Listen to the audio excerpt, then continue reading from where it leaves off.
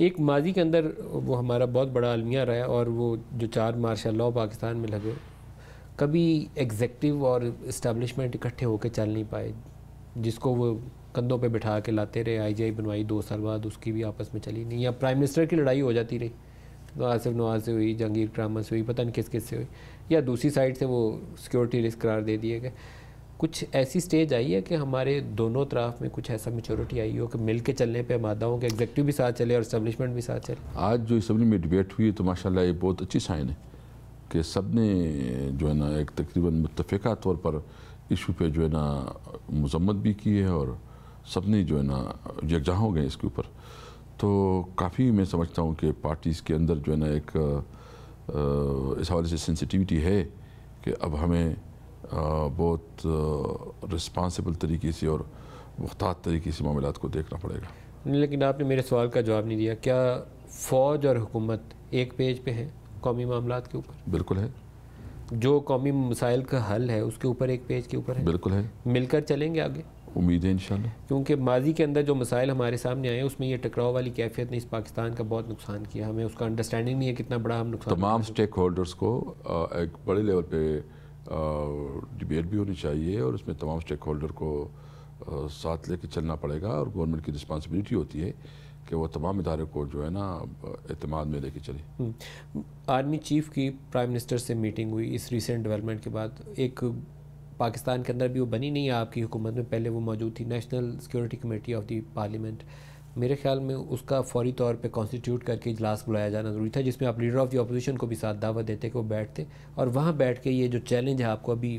मैंने आज उसकी फ़ाइल साइन की है। आज फाइल साइन की? मैंने साइन किया तो कॉन्स्टिट्यूट कर रहे हैं? जी जी, मैंने आज फाइल साइन की है, और वो कॉन्स्टिट्यूट कर रहे हैं इंशाल्लाह ताला। वो कब तक हो जाएगी कॉन्स्टिट्यूट? होपफुली अभी मतलब जो फाइल साइन हुआ तो विद इन वीक हो जाएगा, within a week notify हो जाएगा। जी जी। तो उसका आपको इजलास बुला के, उसमें मैं कल इस पे प्रोग्राम में ऑन एयर बोल रहा था कि आपको लीडर ऑफ द अपोजिशन को भी बुला के मदऊ करके, आर्मी चीफ बैठे हो, प्राइम मिनिस्टर बैठे हो, आपके की मिनिस्टर्स बैठे हो, और वहाँ एक स्ट्रेटजी इवॉल्व करें और उसको ओन करें सारे, हुकूमत भी और अपोजिशन भी, और उसको फिर लेके चलें। इस्टेब्लिशमेंट भी साथ बैठी होगी, फौजी भी इस्टेब्लिशमेंट भी, एग्जेक्टिव भी साथ बैठी होगी, अपोजिशन भी बैठी होगी, तो कोई दाएं बाएं होने की फिर गुंजाइश नहीं रहती। बिल्कुल ठीक बात है, बिल्कुल ठीक बात है। देखें जी, मैं समझता हूँ ना जी, जब तक हम अपने खौल से नहीं निकलेंगे ना, मतलब अपनी ज़ाती मफादात से नहीं निकलेंगे, तब तक वो जी दुनिया में क्यों तरक्की की है। आप देखते हैं वो सारे चूँकि अपने मुल्क के लिए सोचते हैं, अपनी कौम के लिए सोचते हैं, कलेक्टिव थिंकिंग है उसकी। यूरोप में देखे, जहाँ भी है जो डेवलप कंट्रीज़ हैं, उसका चीज़ है कलेक्टिव। हम हमारी ये बहुत स्पीकर साहब, इस इशू के ऊपर कता कलामी की माजरत चाहता हूँ, लेकिन हमें लॉन्ग टर्म में हल देना पड़ेगा। वो डंग टपाओ से काम नहीं चलेगा कि आज चैलेंज आए तो आज किस तरह आगे बढ़ जाए, कल का दिन आए तो ये मसला हल हो जाए। हमें लॉन्ग टर्म सोचना पड़ेगा कि पाकिस्तान को एक वैसे ही रहना है जैसे एक मॉडर्न वर्ल्ड में दुनिया सर्वाइव करती है। अब प्रैक्टिसिंग मुस्लिम होंगे, इमरान खान बहुत बड़े प्रैक्टिसिंग मुस्लिम होंगे, अपोजिशन वाले भी बहुत बड़े प्रैक्टिसिंग मुस्लिम होंगे, लेकिन उनको किसी से जाके उसके लिए सर्टिफिकेट मांगने की ज़रूरत नहीं है। बिल्कुल ठीक बात है। मैं तो कहता हूँ कि इस हवाले से बाकायदा एक डिबेट होनी चाहिए असम्बली में, और इसके लिए स्पेशल कमेटी बननी चाहिए, और इसके लिए एक पूरा मैकेनिज़्म बनाना चाहिए कि हमें एज ए स्टेट इन मामलात को कैसे हैंडल करना है।